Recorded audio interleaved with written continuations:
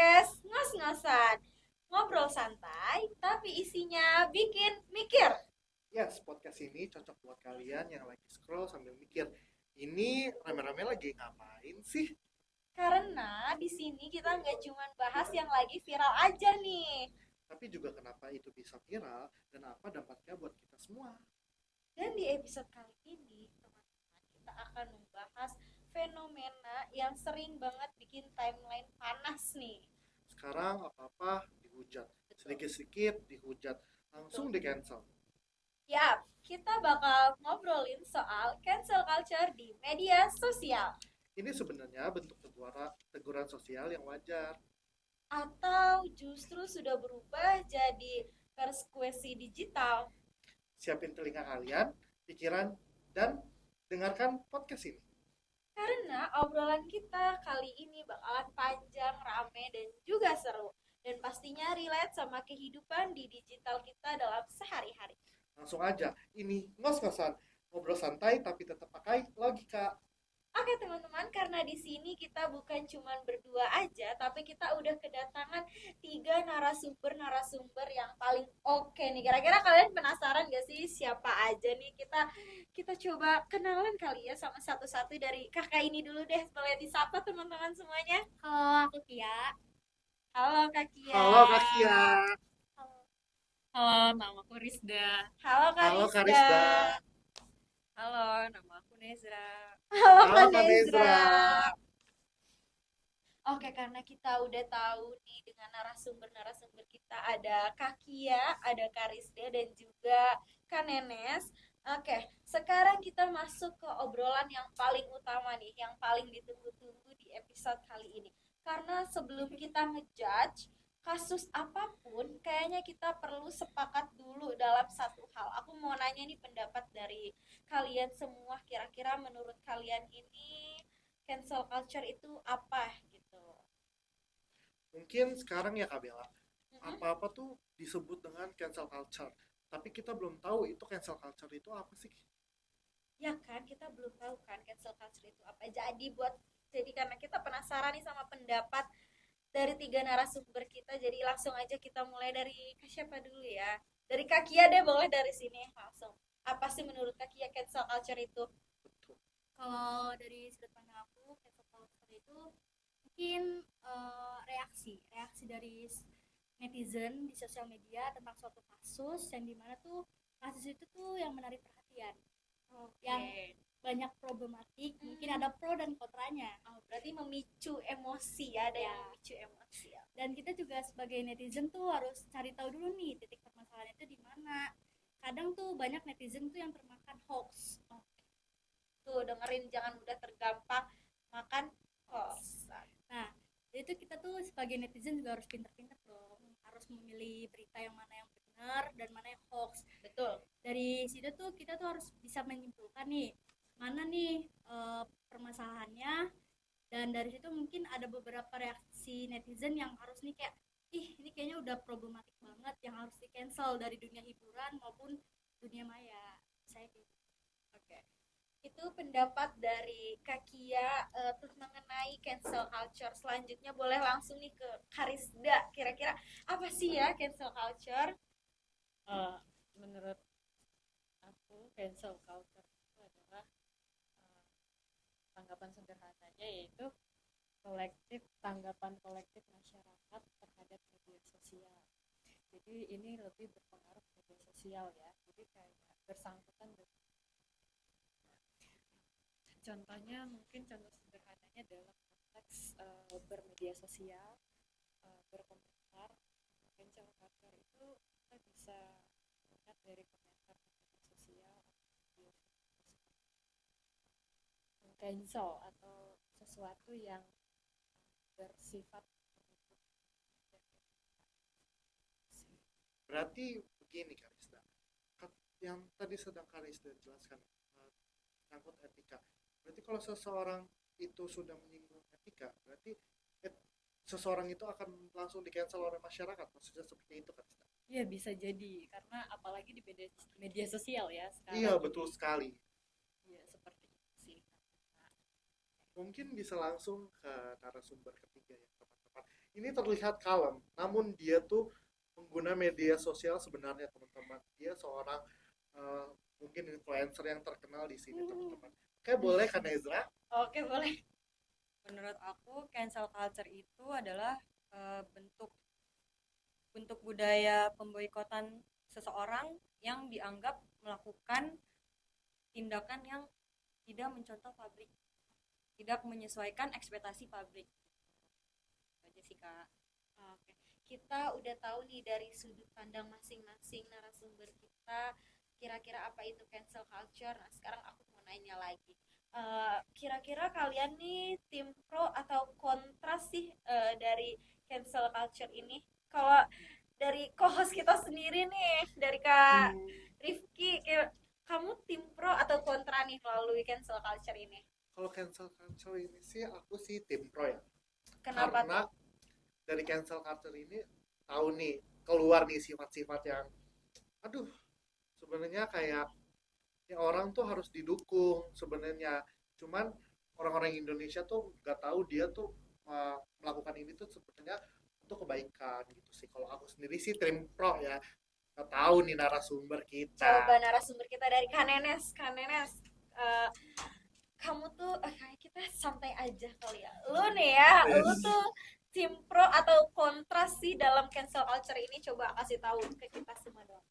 Menurut aku cancel culture itu pro sih, wajib sih, Pro, kayak berarti pro, berarti setuju. Karena menurut aku kan public figure itu mencontohkan yang baik dong. Jadi kalau dia melakukan hal baik, pengaruh ke kita semua. Jadi kita ikut berbuat baik gitu. Jadi kalau misalkan dia udah melakukan hal yang menurut kita tuh nggak sesuai, menurut gue itu perlu di cancel culture karena biar tahu sanksi sosial aja. Berarti Kak Nezra ini tim pro yang keteguran untuk si public figure itu ya. Iya. si yang dihujat kali ya, Iya, bahasa betul. kasarnya. Bahasa kasarnya dihujat ya. Kayak bisa, kira-kira Karisda nih pro, kontra atau Oh, Tapi kalau sebelum itu, kayaknya terlihat dari wajah-wajahnya ini tim kontra sepertinya. Sepertinya tim kontra ini. kenapa nih kok? Jadi apa nih sebenarnya, kontra, pro, atau justru netral kali ya? kalau aku sih lebih ini ya Kak, apa, netral. Oh. Jadi kayak Kenapa lebih tuh? ke netral. Jadi Kok kalau tim netral? betul. Jadi tadi kan aku udah bilang cancel culture itu ada bersangkutan dengan norma dan etika ya. Emang itu hal yang tidak baik ya. Tapi kebanyakan di media sosial sekarang, karena kan kita patoknya media sosial ya nih ya. Iya, betul. Di media sosial sekarang kebanyakan ramenya itu dalam hal-hal yang kurang positif gitu. Contohnya kasus yang tidak terlalu menguntungkan, tapi itulah yang booming gitu di media sosial. Jadi dari situ kan banyak orang ya meluapkan, menyalahgunakan etika dan norma mereka. Jadi yang aku udah bilang tadi, kayak konten, terus video-video yang tidak baik gitu ya. Jadi di sisi dari situnya itu bisa meningkatkan pemakaian media sosial. Jadi seperti TikTok, rame kan TikTok sekarang kalau membahas hal-hal yang seperti itu gitu. Seperti itu sih. Tapi kalau mau dibilang ada plus minus ya sebenarnya tuh Kak Bella. Berarti bener ya, netral, tengah-tengah. Iya, nih tengah-tengah. jatuhnya. Jadi antara pro dan kontra. Yes, Dia oke. masih bisa menggunakan logika dia untuk Berpikir. ya. Next. Nih last nih, kita coba nih, kira-kira pro atau kontra atau netral juga, jangan-jangan. Boleh dong Kak Kia dikasih tahu jawabannya ke kita semua dan teman-teman yang sedang menonton. Kalau menurut aku sih kontra ya. Waduh, Waduh. gak setuju nih Kak Kia sama cancel culture. Kira-kira kenapa tuh gak setujunya? Yang sebelumnya tadi aku bilang kan, cancel culture itu reaksi, beragam reaksi dari netizen. Iya. Kenapa aku kontra? Karena tuh sebagian netizen Indonesia itu selalu gampang termakan hoax tanpa mencari tahu dulu kebenaran yang di belakangnya itu seperti apa. Wah, betul, gampang terpengaruhi Nah, ya sama benar. gosip-gosip yang belum tentu itu fakta, yang belum tentu itu tuh real. Jadi udah beremosi. Dan banyak juga netizen Indonesia itu yang bermuka dua, yang dimana tuh setiap contohnya seperti kasus Jule ya kayak. Oh, waduh, langsung masuk nih ya. Ada contohnya nih, guys. Langsung masuk ke kasus Jole. Coba kasih tahu, Kak. Kenapa tuh kasus Kenapa kan Jole? aku kontra kan. Di kasus Julen itu beragam kan reaksi netizen, yang dimana tuh sebagian tuh menghujat Jule atau meng-cancel Jule dari dunia hiburan. Sedangkan tuh di pihak yang lain tuh di pihak lain itu ada beberapa waktu di mana tuh suaminya Jule itu Daehyun ya kalau nggak salah, Yes, betul. orang Korea ya kak. Ya, Nah, tahu aja nih Kak, dia sangat update nih dia sama media sosial yang lagi hype. Betul Lanjut. kan Kak Bella? Dia tuh orangnya kayak Sangat media sosial banget ya. sangat media sosial banget. Oke, boleh dilanjut. dan buat aku tuh kan selang beberapa waktu Daehyun kan punya pacar lagi kan. Wah, itu betul Kak, itu sudah tervalidkan. Nah, makanya dari situ tuh kenapa aku tim kontra, karena di sini tuh netizen tuh jadi berbelok. Jadi yang Oh. tadinya menghujat Jule, jadi itu berbalik arah ke menghujat Daehyun. Daehyun, karena dia sudah punya pacar. Iya. Itu. Padahal Julie ini juga selingkuh kayaknya ya. Kali-kali. Tapi Daehyun mau bahagia kok dihujat. Oke. Jadi itu dari sudut pandang Kakia sebagai tim kontra nih, karena tadi Kakia sudah menjelaskan tentang kasus Jule ya, karena ini kita akan melanjutkan untuk bahas kasus Jule lagi. Boleh dilanjut coba host kita. Oke, kasus Jule ini bukan cuma hanya karena apa yang dia lakukan, tapi dengan reaksi publik yang sangat membeludak. Betul gak Kak Bella? Betul banget. Apalagi pasti nih 3 narasumber kita di sini ini pasti ngikutin banget nih kan pasti kasus Jule. Coba aku mau tahu deh dari cancel culture, tapi kita sangkutkan ke kasus Jule ini gimana dari sudut pandang Tim Kanezra ya, tim Tim pro. Pro. Coba sebagai tim pro mengenai kasus cancel culture yang dikaitkan dengan kasus Jule, influencer yang sedang viral, itu bagaimana?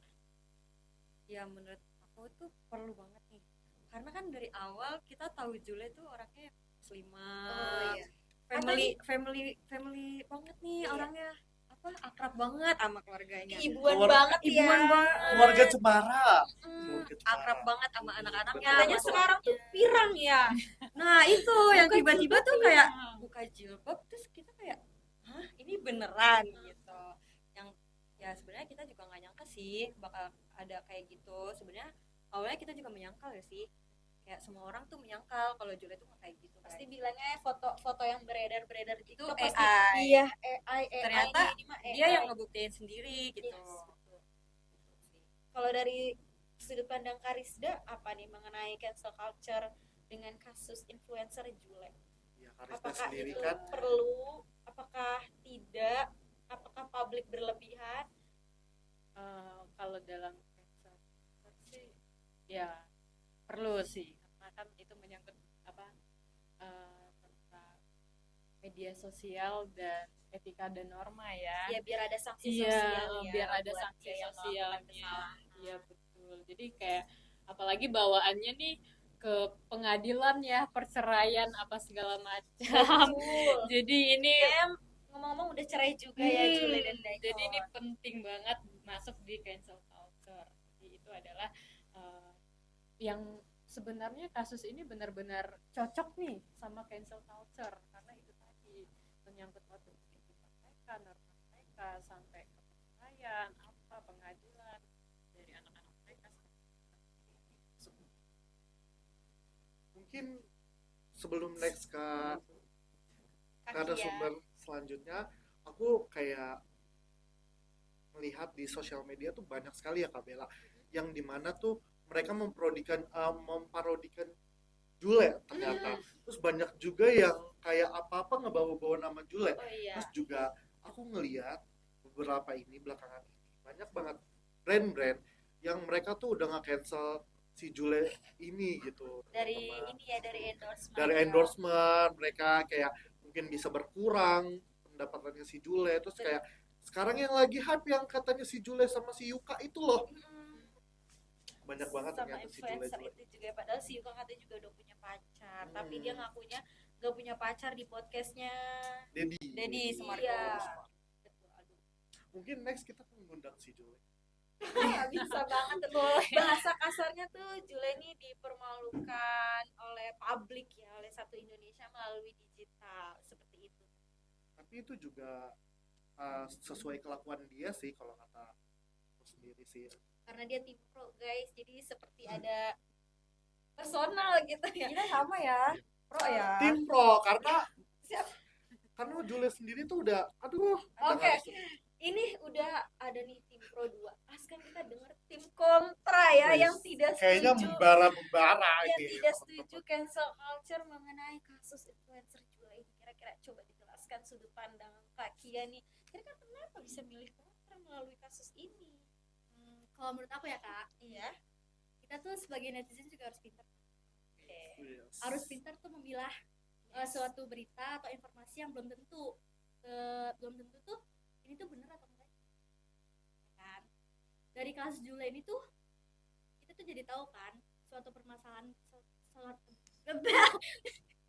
suatu permasalahan rumah tangga seseorang yang kita tuh dari publik itu kita sendiri kita nggak sampai tahu. Oke, tapi kan tadi kata Kak Kia belum tentu, belum benar. Ya. Tapi kan oleh coba tim pro, bukankah itu sudah benar?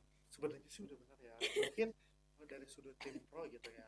Kayak yang tadi dia bilang sesuatu yang keluarga ini harus ke keluarganya.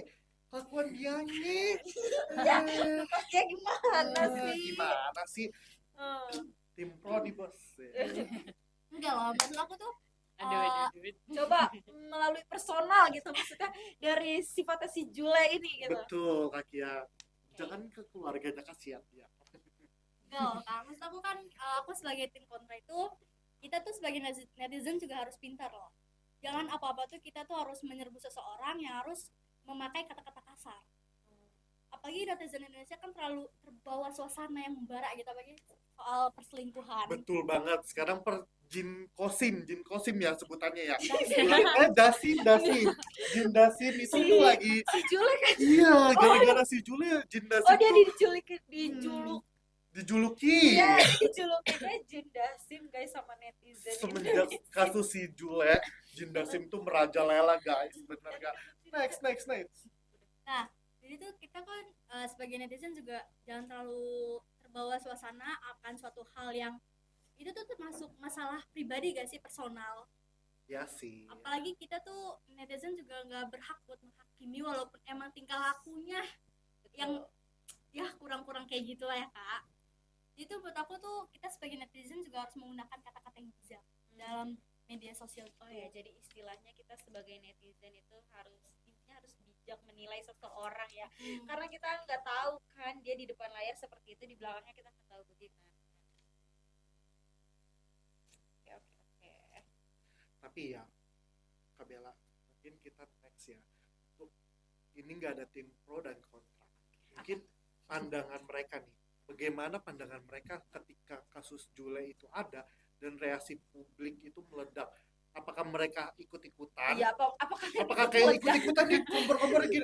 Jule, Dasim, lu ini ya, Dasim gitu. gitu. Apakah itu mungkin dari Karisda nih yang tim Aduh. netral guys, yang orangnya netral itu Coba gimana nih, respon Karisda? Karisda tuh gimana ketika Respon berita itu membludak di media sosial dan respon-respon publik juga sangat meledak nih sama Jule. menurut aku itu dikaitkan dengan sebenarnya emang salah ya. Maksudnya karena itu hal yang tidak tidak dibenarkan karena itu benar-benar salah dan fatal. Tapi untuk menghujat Jule, kebetulan aku orangnya kalau main media sosial jarang komen ya, nggak mau komen gitu di TikTok apa segala macam karena ya nggak mau aja. Tapi bergosip sama teman-teman, nah gitu. Jadi tanggapan kita tuh nggak di media sosial tapi langsung nih sama gimana gitu langsung digosipin Tukang gitu. gosip. Berarti nggak Iya. langsung nimbrung ini ya, Iya, nggak nggak. pakai kata-kata, nggak pakai jari-jari itu. Iya, untuk kalau di berbuat media kasar. sosial itu jejak kita ketinggal di situ Tuh, gitu. dengerin ya teman-teman. Jadi kita menjaga privasi kita juga ya, menjaga ketikan kita juga di media sosial. Jadi aku ya cuman ngikutin kasusnya, paling langsung cerita nama teman, nggak perlu serem. Serem, Karisda takut guys, takut privasinya, takut akunnya dikulik sama kalian. Iya betul. Sama ini, sama buzzer-buzzernya si Jule. Oke, lanjut dari langsung ke Kanezra deh. Gimana tuh reaksinya? Aku sama sih kayak Rizda. Uh. Aku bukan tipe yang suka komen-komen, head comment gitu. Karena menurut aku kan itu kan beritanya sebelumnya kan belum tentu benar ya. Takutnya Iya. kalau itu nggak benar, terus kita head comment nih, nanti malah kita yang dicari-cari atau bisa dituntut pasal gak sih kak? Betul. Kalau komen-komen kayak gitu, Yes. jadi kayak ya udah kita sekedar ngomongin aja sesama temen gitu. Oh, berarti Iya, gosipnya langsung langsung ya, aja. nggak di media sosial. Mungkin dari Kakia, di Kakia tim kontra. Oh, masih di bawah-bawah nih kontrak. Tim kontranya, kontra ini teman-teman. tuh biasanya agak sedikit sensitif dengan kayak gini. Ayo, boleh tim Kakia. Kalau aku sih tipikal orang yang jarang bersosial media. Tapi aku agak mengikuti kasus Jule ini. Tapi menurut aku kalau buat soal komen atau apa tuh seperti yang aku jelaskan sebelumnya, aku termasuk orang yang percaya kalau misalnya ketikan di sosial media itu berjangka panjang buat kedepannya, atau bisa dicap itu jejak digital. Aku tuh sangat takut ya dimana itu kalau aku komen-komen yang jahat tentang suatu orang ke bawah ke masa depan aku, entah dari pekerjaan, entah keluarga atau yang lain. Jadi tuh semua orang jadi tahu kalau misalnya aku terkait seperti itu. Jadi tuh kayak aku tuh jarang ya komen-komen gitu, atau bahkan gak pernah sama sekali aku komen tentang hal-hal yang jahat atau kotor. Bagus. Nah menurut aku juga kenapa aku kontra, karena ya kayak gitu, aku menghindari suatu hal yang akan terjadi tuh Di kemudian hari. iya. Oke, teman-teman, kita sudah berada di penghujung pertanyaan nih. Seperti yang tadi aku cuma mau kasih mau minta dari setiap narasumber kita buat kasih pesan ke teman-teman bagaimana cara bermedia sosial yang bijak untuk menghindar hal-hal yang tidak diinginkan. Boleh dari siapa Boleh dulu ya? dari Kak Nezra tuh. Pentingnya bermedia sosial itu kita tuh harus bijak dalam bermedia sosial, karena misalnya kita jadi influencer, terus kita kan jadi pengaruh besar buat mereka. Mungkin kan kita harus ngasih tahu yang baik-baiknya juga buat mereka, jadi ya berpandai-pandai aja. Boleh langsung dari Karisda. Kalau pesannya nih ya buat teman-teman semua ya, pesan dari aku adalah jangan terlalu head comment sama orang ya, kasihan sebenarnya. Tapi kalau benar dia salah ya udah gitu, jangan terlalu di head comment karena itu bisa bersangkutan dengan pribadi kita. Jangan gitu. terlalu dihakimi ya. Iya, bersangkutan dengan pribadi kita, akun kita, media sosial kita ya, takutnya nanti terjadi hal-hal yang tidak baik gitu. Mungkin ya kita bisa lihat aja, kita tanggapi nih, ambil nilai positifnya aja dari kasus-kasus. Terakhir dari narasumber kita yang super media sosial nih, coba gimana Kak Kia pesannya? Pesan dari aku sih ya, kita tuh harus bijak dalam menggunakan sosial media, dimana tuh setiap orang pasti bersosial media kan. Kita tuh harus menjaga ketikan kita supaya kita bisa bijak. Karena kalau udah kena hati itu kayak sakit gitu ya. Sakit banget. Pengalaman nih tips kita. Boleh dilanjut. Jadi tuh kita harus bijak menggunakan sosial media, karena setiap ketikan kita tuh menyangkut perasaan seseorang. Jadi tuh memilahlah suatu informasi tanpa menggunakan hoax. Terima kasih untuk 3 narasumber kita, terus jawaban-jawaban yang sangat amat berkesan untuk teman-teman. Oke, nggak kerasa ya obrolan kita hari ini panjang banget dan seru lagi, dari apa itu cancel culture sampai kasus Jule yang meledak-meledak nih. Dan dari kasus Jule kalian punya sudut pandang yang berbeda. Dan dari semua itu, satu hal yang bisa kita tarik di balik setiap akun media sosial ada manusia yang dengan perasaan kehidupan. Cancel culture mungkin lahir dari niat mengingatkan tapi tanpa empati.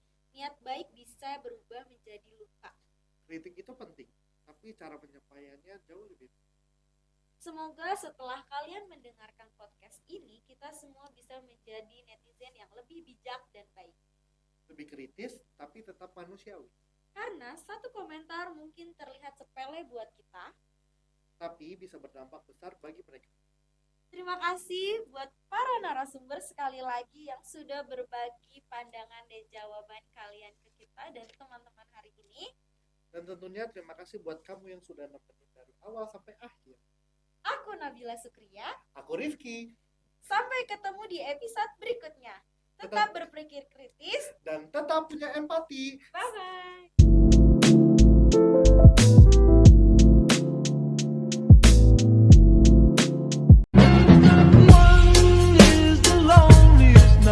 That you'll ever do. Two can be as bad as one. It's the loneliest number since the number one. One is the loneliest number that you'll ever